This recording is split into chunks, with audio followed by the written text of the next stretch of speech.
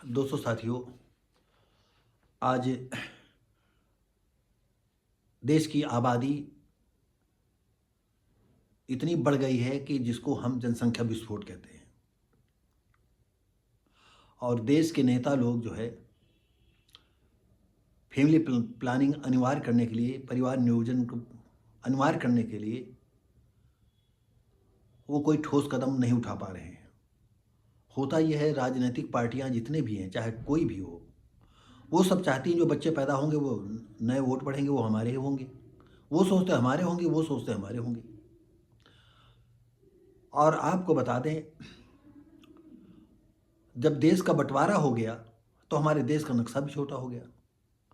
और आपको ये भी व्यतीत होगा कि एक समय ऐसा भी था कि हमारा भारत देश की सीमाएं ईरान तक थी। अभी एक मैं ग्रंथ पढ़ रहा था, बिजली पासी के किले पर से लाए थे।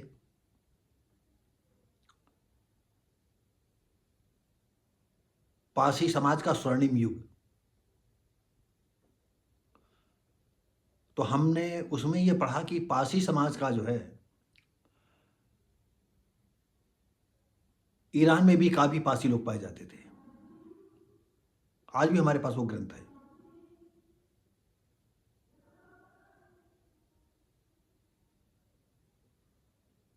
और महाभारत में भी जो है कई हिस्से जो है ईरान से दर्शाए गए हैं। यहाँ बात ये आती है कि आखिर क्या कारण है कि हमारा हिंदू सिमटता गया। कोई तो कमी थी। तो हिंदुस्तान का हिंदू सनातनी जो है इस बात पर कभी गौर नहीं करना चाहता है कि क्यों जो है, क्या हमारी कमी कोई कमी थी। तो हम आज का चैप्टर लेकर के आए हैं 1951 की जनगणना। आप देख रहे हैं व्हाट्सएप भारती, मैं हूं शिव भारती पासी। और आपको बता दें, देश का नक्शा छोटा हो गया था क्योंकि पाकिस्तान बढ़ गया था, बांग्लादेश चला गया था। कभी म्यांमार, नेपाल, भूटान, श्रीलंका, ये सब भारत के ही हिस्से थे। जिस पर अभी एक नेपाल की लड़की ने कहा था कि नेपाल कभी हिस्सा नहीं रहा। अरे पहले सरहदों का इतना कोई महत्व नहीं था, वो तो बहुत देर में आया इन सरहदों का महत्व। सब पहले ज़्यादातर आदिवासी हिंदू ही तो लोग रहा करते थे। खैर, इसमें हम नहीं जाना चाहते हैं क्योंकि इसमें प्रमाण की बात आएगी, प्रमाण मैं नहीं दे पाऊंगा। लेकिन अभी जैसे मैंने बताया कि पासी साम्राज्य का स्वर्णिम समय, उसमें दिखाया है कि जो है पासी समाज के लोग भी जो है ईरान तक पाए जाते थे, उनका साम्राज्य था। अब वो अलग बात है क्योंकि इस समाज का इतिहास तो पूरी तरह मिटा भी दिया गया। कैसे ये जिंदगी चलाते चले आए। और आपको ये भी बता दें, पासी है, खटिक है, धानुक है, दलित समाज के तमाम लोगों ने जो धर्म परिवर्तन करके मुसलमान नहीं बने। बहुत खुली बात है। इन्होंने मुगलों को मारा, सब कुछ हुआ, जंगल में भटके, सब नष्ट भ्रष्ट हो गया, शासन व्यवस्था सब छिन्न भिन्न हो गई। कैसे हुई उसमें नहीं जाना चाहते। आइए हम देखते हैं 1951 की जनगणना। तो हमने अभी एक दो बार बताया कि हमारे देश का नक्शा भी छोटा हो गया और आबादी भी कम हो गई। तो जब 1951 की जो जनगणना हुई तो उसमें 39 करोड़ 1 लाख जनसंख्या थी। और आज 2025 में हम 1.5 अरब के करीब पहुंच गए हैं। और ऐसे ही अब चलते रहेंगे तो मृत्यु दर भी ज़्यादा बढ़ेगी। एक ट्रक पता चला कि इधर उधर हो गया तो 1,000 आदमी मर गए। अरे आप सड़क पर निकले तो कुत्ते बिल्ली के खून से समझ लो सड़कें लाल दिखाई पड़ती हैं। अभी मैं पिछले दिन जो है कानपुर गया था, कई जगह जानवरों मरे थे तो ऐसा मरे कि खून काफ़ी दूर तक उनका फैला हुआ था, और इंसानों का भी खून फैल रहा है। और सरकार जो है बड़ी मस्त सारे कानून बनाएगी, और फैमिली प्लानिंग वाला नहीं कि एक ही बच्चा हो, 2 बच्चा बनाएंगे। बनाओ भाई, हम लोग कौन होते हैं? तो आपको ये बता दें कि जो देश में 1951 की पहली जनगणना हुई थी, वो 9 फरवरी से 28 फरवरी तक चली थी। उसमें कुल जनसंख्या 39.1 करोड़ थी। साक्षरता तब थी 18.35%, जो साक्षर थे, जो नाम वाम लिख लेते थे। लिंगानुपात था 1000 पुरुषों में 986 महिलाएं थी।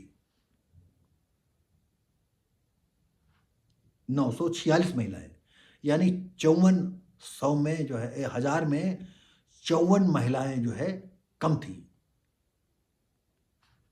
और लमसम आज भी वही रेशियो चल रहा है। देश की 70% जनता जो है गांव में रहती थी, खेती किसानी करती थी, और शहरी जनसंख्या जो है 17.3% थी। तो यहाँ ये वीडियो बनाने का मतलब रहा कि देश की आबादी इतनी बढ़ती जा रही है और सरकारें चुप हैं। हाईवों पर, सड़कों पर मौतों का तांडव हो रहा है, लाशों को ढेर लगते जा रहे हैं, और सरकार जो है अपनी मौज मस्ती में, हमारी सरकार बन गई, हमारी सरकार बन गई।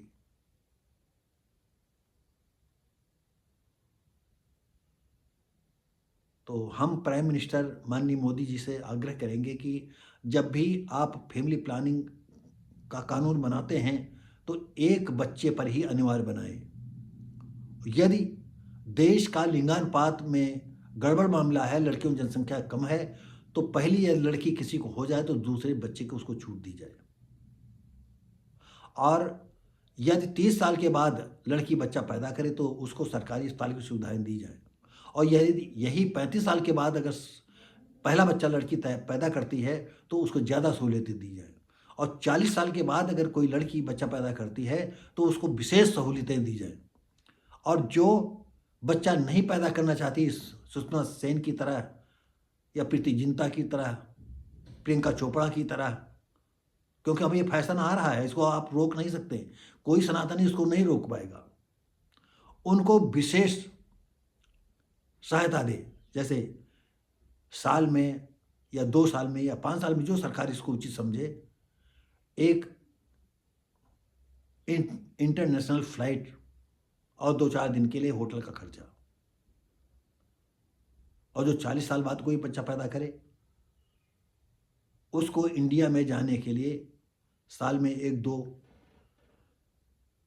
एयरपोर्ट एरोप्लेन से जाने की उसको जो है फ्री होना चाहिए, होटल में ठहरने की छूट होनी चाहिए। मतलब ये जैसा अब लोग विशेषज्ञ लोग इसको सोचें, मैं तो छोटा सा आदमी हूँ, मैं क्या बताऊँ इस विषय में। हम ये चाहते हैं ऐसा।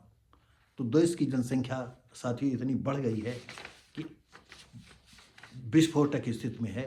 और विस्फोट इसलिए कहते हैं कि यह एक ऐसी नौबत है कि प्रयागराज में आप देख लीजिए क्या नौबत हुई है। और सबसे बड़ी बात है, गोरखपुर और गाजीपुर रोड पर जो है एक पिकअप में 25 आदमी जा रहे थे, एक्सीडेंट हो गया, 8 आदमी स्पॉट मर गए, 14 घायल हो गए, और न जाने कितने लोग मर गए। तो इस तरह से नहीं होना चाहिए। तो दोस्तों साथियों, ये वीडियो कैसा लगा, हम उम्मीद करते हैं अच्छा लगा होगा।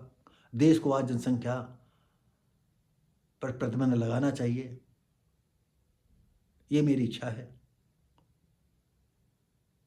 हम उम्मीद करते हैं ये वीडियो अच्छा लगा होगा, तो लाइक शेयर कमेंट करें, सब्सक्राइब करें, बेल आइकन जरूर दबाएं। हम मिलेंगे आपको अगली वीडियो में, तब तक के लिए नमस्कार, जय हिंद।